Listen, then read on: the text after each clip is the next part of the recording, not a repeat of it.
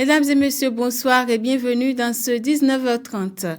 Romuald Wadaï, ministre d'État chargé de l'économie et des finances et candidat unique de la mouvance pour la présidentielle de 2026, était ce matin au siège du parti Mouel Bénin à Cotonou. Il a échangé avec les responsables du parti dirigé par Jacques Ayadi. La rencontre entre dans le cadre des échanges politiques et de coopération qu'il a démarré depuis lundi en tant que candidat.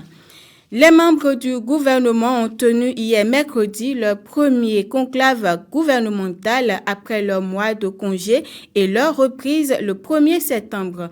Plusieurs décisions ont été actées par le gouvernement sous la présidence du chef de l'État Patrice Talon au titre des mesures normatives. Suivons quelques-unes.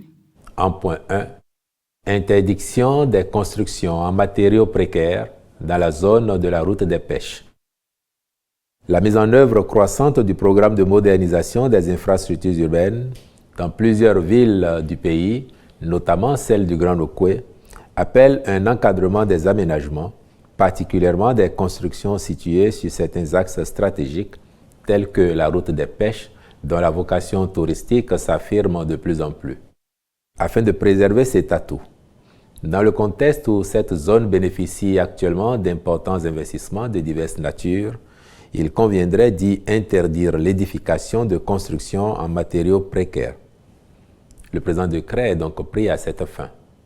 Aussi, les propriétaires, présumés propriétaires et détenteurs de parcelles abritant de telles constructions sont-ils invités à procéder à leur démantèlement au plus tard le 31 décembre 2025.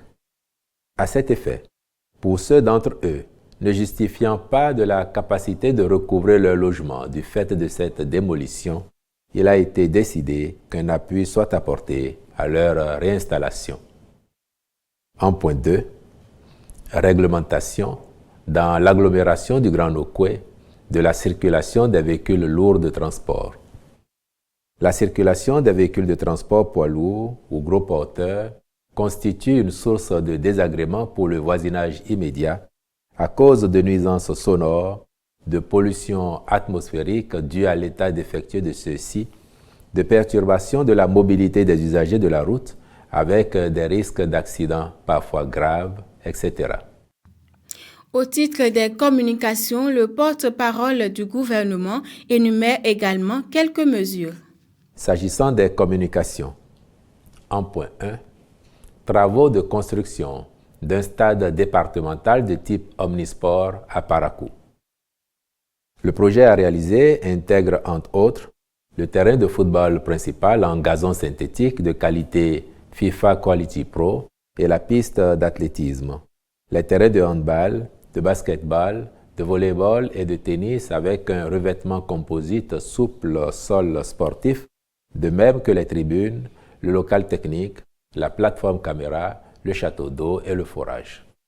Le Conseil a autorisé la contractualisation avec des entreprises qualifiées en vue de l'exécution des travaux, à charge pour les ministres concernés de veiller au respect scrupuleux des prescriptions de leur cahier des charges. En point 2, approbation du plan stratégique 2026-2030 du Centre universitaire d'enseignement professionnel, avec la phase pilote qui a permis d'opérationnaliser une première formation au métier d'entrepreneur agricole en octobre 2022 à l'Institut universitaire d'enseignement professionnel des métiers de l'agriculture de Djougou.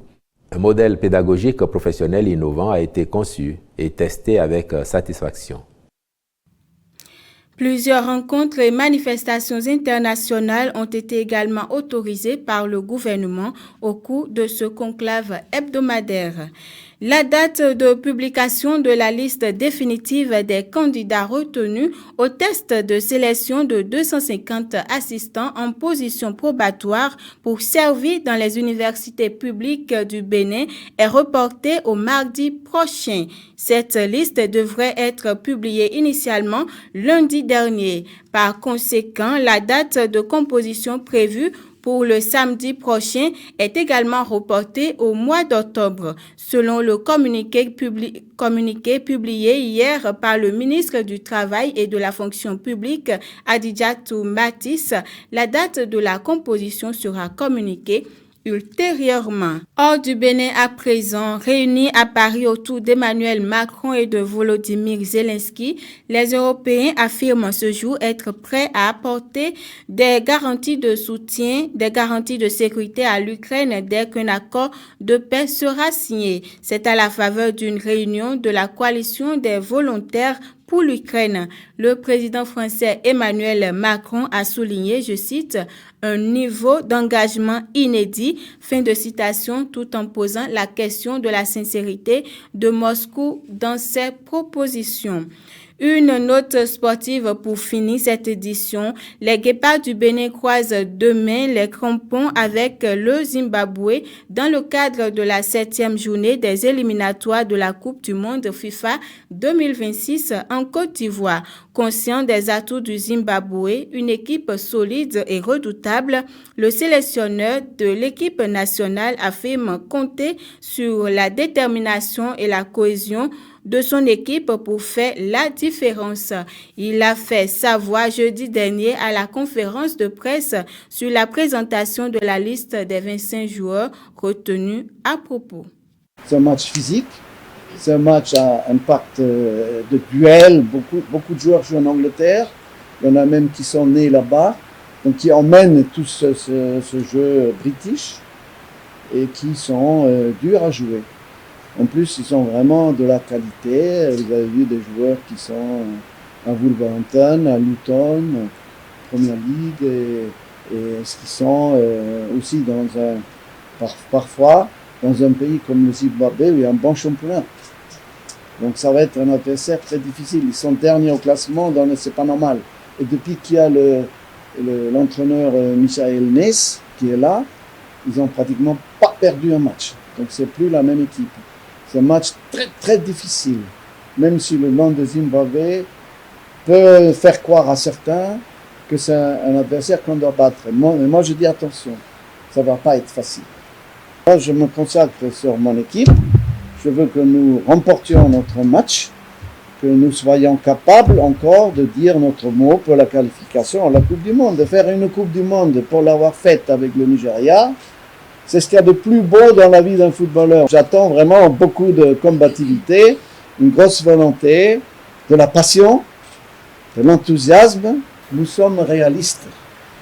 Nous sommes une équipe qui doit être capable de battre le Zimbabwe tout en sachant que ça va être difficile. Mais nous sommes aussi optimistes, c'est-à-dire qu'on y croit, on peut le faire.